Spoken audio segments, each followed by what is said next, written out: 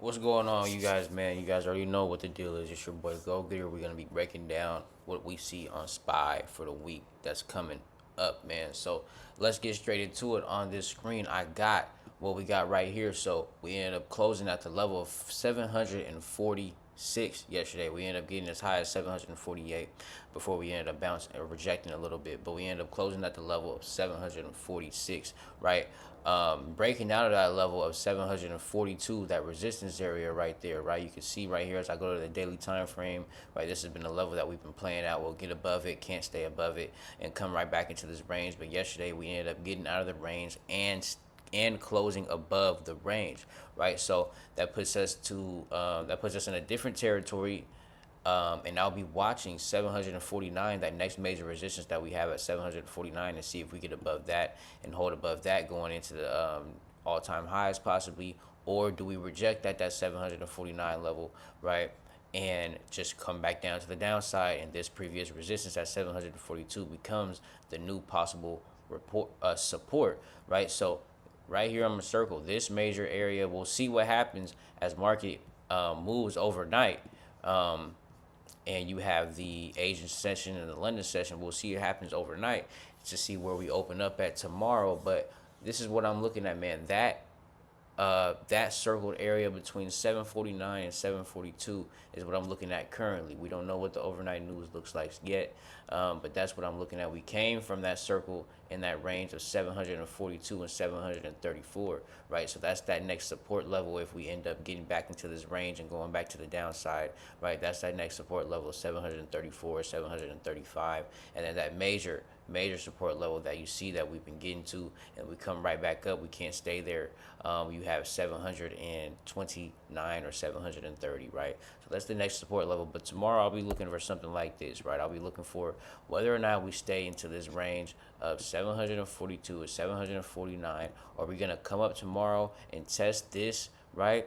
And come back down, right? Or even act like we're gonna go up and come down, right? Or are we gonna come up here tomorrow, test it, come back down, hold above it, and run up to the upside and continue even higher to the next all-time highs, to the all-time highs of 755, right? 756 around there. Actually, it's right up here at 758. So that next level will be that 755 to look for, right? So boom, boom, right? So that's what I'll be looking at tomorrow, right? But let's say that, hey, maybe we test the downside, right? And we test that 742 level. I want to see whether or not we get here. Do we bounce, right? We might go a little bit through it and reverse back up to the upside. Or do we get there to the downside, get here, stay below it, and even continue down further, right? It depends on where we open up tomorrow, what the gap up happens overnight with the futures and the Asian and the London session. So that's what we're going to be looking for. Last week we had such a solid week in the markets, man. Such a solid week for certain companies. You had Microsoft do well. You had the DRAM and SMH semiconductors and memory companies. They ended up falling. You see, this was Friday. That's July 26th. This is Monday, July 27th.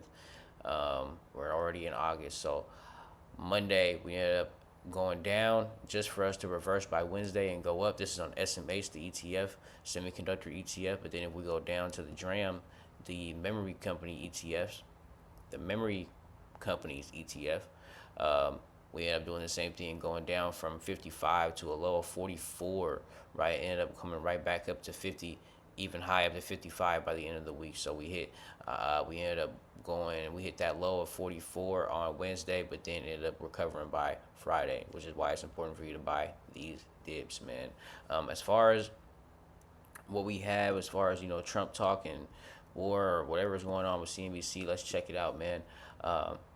Spider-Man Brand New Day chases Avengers Endgame opening record with $355 million domestic haul, man. Spider-Man Brand New Day was a good movie, man. You guys should go see that if you haven't, man. If you have, let me know your thoughts in the comments, man. I thought it was a great movie. But Trump cancels planned attack on Iran, saying he reached an agreement over the perimeters of a deal. So this may be good news opening up into Monday, right? We may gap up. U.S. President Donald Trump says Iran and regional neighbors asked the U.S. to hold off on attacks, saying perimeters of a deal has been agreed to. The president said the agreement would include the immediate, complete, and total opening of the Hormuz Strait and an end to Iran's nuclear threat. Okay, so we can see a complete, total opening of the Hormuz Strait. We can see that this is moving in a better direction. Let's see if it holds, right? We don't know if it holds. A number of U.S. embassies in the Middle East had warned American citizens in the region to be prepared for flight cancellations amid growing tensions between Iran and the U.S. United States. Iran Affairs International State News Agency said um, Trump demands accounted. Trump demands amounted to a wish list.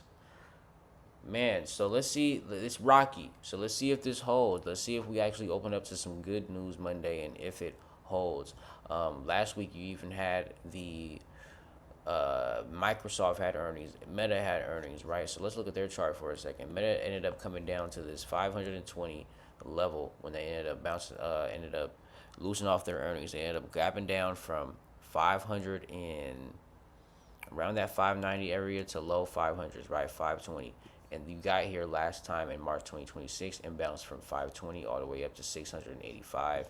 And you got here last time, and this time when you got here, we got here and bounced right back up. 520, we didn't stay long. We got to 525 actually. So let's see if we actually want to go lower and touch the 520, but we didn't stay long at that level, and we bounced right back up. So let's see what Meta has to go. Meta has, you guys know, if you guys don't know, this is my one of my biggest holdings, man. So I love Meta. It's been gapping around all year. It's been crazy, but this is $1,000 stock in my opinion. And this has a lot of upside potential, right? Even though it's ran a lot, I believe it has a lot of upside potential, and it's the sleeper out of the tech companies in the Mag 7 that's going on right now. So I want to get on the sleeper so I can get the best bang for my buck, right? You also had Microsoft, right? Microsoft ended up having a good earnings as well, right? Let's see what the news is. Their Azure revenue grew 42% year over year this quarter, driven by cloud demand tied to AI activity. Right. Let me see if I got anything from Microsoft here in my notes. Right. All right. We don't. But let's keep breaking down their chart. So, right here you got Microsoft. Ended up having a. I broke down. I ended up all over the place with the words. I ended up breaking down the chart a long time ago. So I got some stuff, right? So right here, we bounced off of a level, this June 20, just this level that we are here at, June 2026, that we just bounced off of. We were here also March, April 2026. We were also here April 2025. Each time it gives us a bounce. You see, this is why these levels matter, right? This is a level that we haven't been at since since November 2023, $300, right? But we bounced off of 354 April 2025 just to get to 551. We came from that in April 2026. We bounced off 355 again, 354 again, just to get to 467 to come back to that level again, right? And now we are at 464. So that 464 is a new support. We closed there. Let's see if we can get above that. If we reject again, you got the downside a little bit. You got that gap to fill. But if you get above, you can easily see us continue running to the upside, right? So from that low, they ended up running up to 30%. 30%, right? So, and then back to their 52-week high or all-time high, that's 56%, but 30% from that low of 355 to 464. That's over $100, man. That's just one share. We've talked about this on Wealth Wednesdays plenty of times. Microsoft has been a company that we broke it down plenty of times. We just want you guys to be able to take advantage. I just want you guys to be able to take advantage and see that this is not as complicated, and learn how to read the charts, right?